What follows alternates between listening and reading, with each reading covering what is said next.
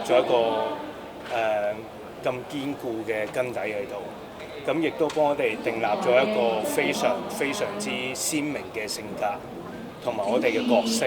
咁所以咧，我一刻係感覺係，即係好似2年前區議會，即係今次係一個重新證明我哋呢條路線咧係有市民係會接受。亦都有市民係支持我。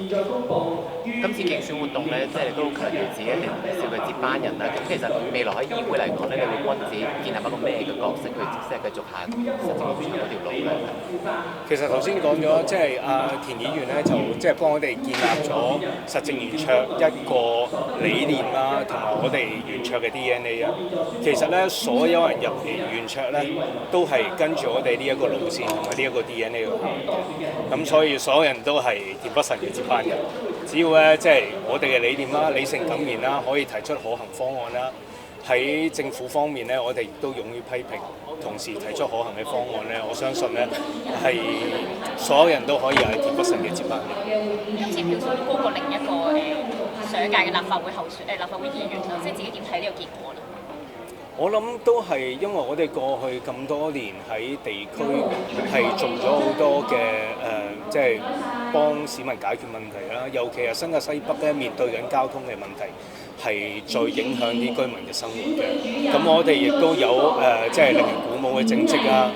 咁可能係另一個立法會議員，佢可能個界別唔同啦。咁佢喺其他功能組別啊，或者啊喺選委界別咧，喺地區嘅聲音可能就未係咁了解佢嘅政績咁樣，所以可能呢個就係原因，我哋可以俾佢多票。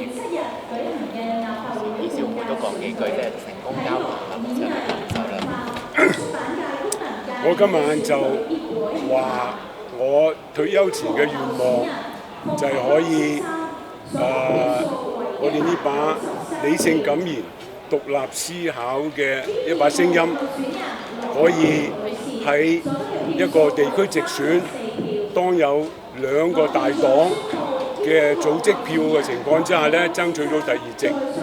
咁今日我係好即係驕傲，覺得阿媽真係做咗100分，呢個係佢嘅功勞，亦都係咧。